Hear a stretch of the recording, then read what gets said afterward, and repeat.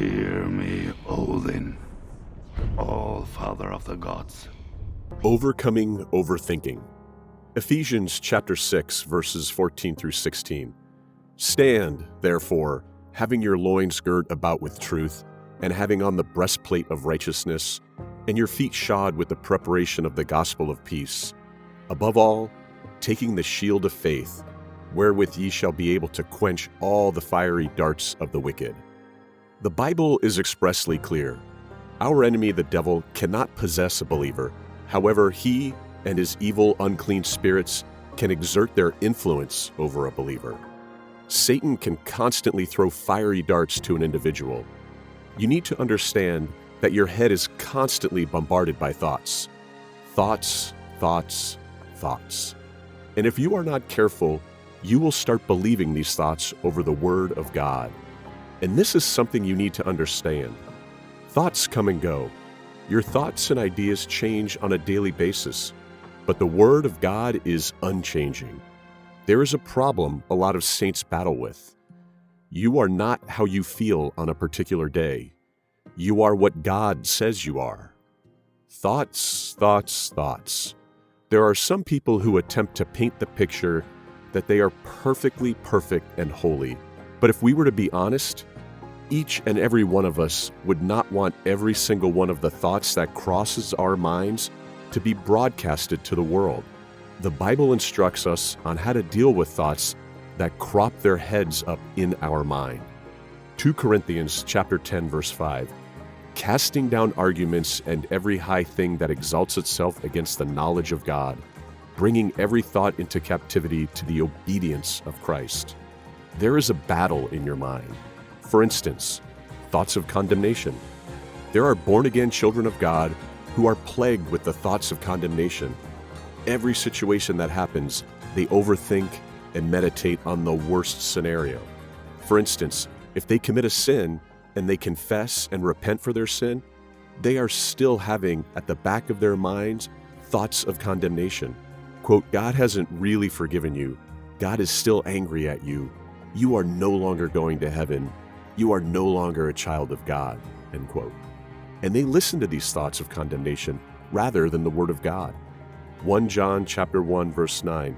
If we confess our sins, He is faithful and just to forgive us our sins and to cleanse us from all unrighteousness. The Bible has the blueprint here of what to do when you sin, and yet you believe that God will not honor His word. That is the purpose of condemnation. It wants to keep you in a place of continual guilt, a place where you cannot find forgiveness. God doesn't operate on how you think or how you feel. God operates on His word, His unchanging word. Get that into your mind. Overthinking destroys lives. There are people listening to me right now whose lives are plagued with overthinking. They struggle to sleep at night because of overthinking. They struggle to even live in peace. Any situation that arises in your life, you think of the worst case scenario. That's not right. Overthinking is not limited to unbelievers alone. It is what Christians face too. And I believe more Christians face this too than you can ever imagine. The question, what if, starts coming to your mind, and you start seeking answers, which will birth another horrible question, and you keep worrying. Allow me to read you a Bible verse that shows you the nature of God. A Bible verse that shows you the nature of God. A Bible verse that shows you the character of God.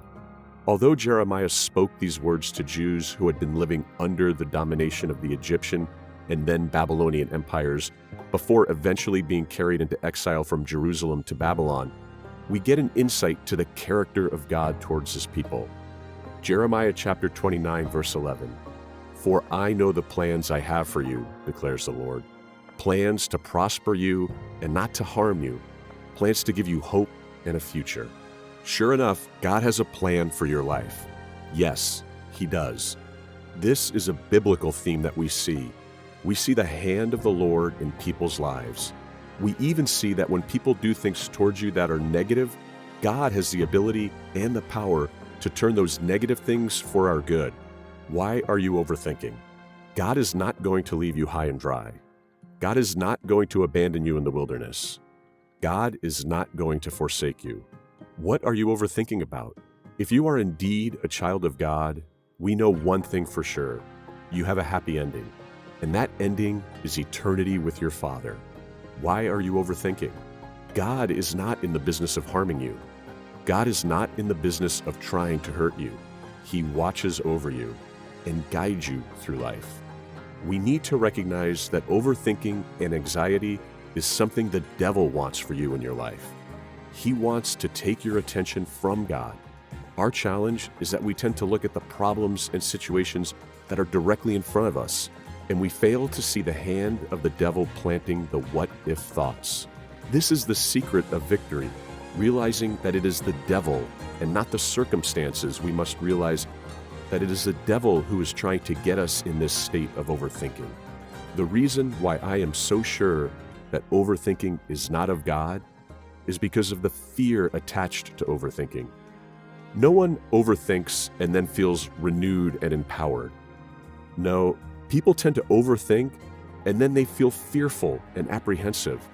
There are people who overthink so much so that it overtakes their life, to the point that it steals their joy. They always are just living in a constant state of overthinking. They play out every negative scenario over and over and over again in their minds, as this dark cloud of fear just builds and builds over their life. We know fear does not come from God. We all know 2 Timothy chapter 1, verse 7. For God has not given us a spirit of fear, but of power and love and of a sound mind. Instead of overthinking, pray. Instead of focusing about things that can make you start to worry, talk to God. Prayer is amazing because it clears your mind and helps you to refocus on the right things. When it seems like you are overthinking too much, just go to God in prayer and talk to Him. Prayer is honestly therapeutic. And allow me to talk to men for a moment, because I can relate to other men because I am a man. But as men, we struggle to talk when we are worried. We tend to bottle things in and just deal with the situation. We struggle to ask for help.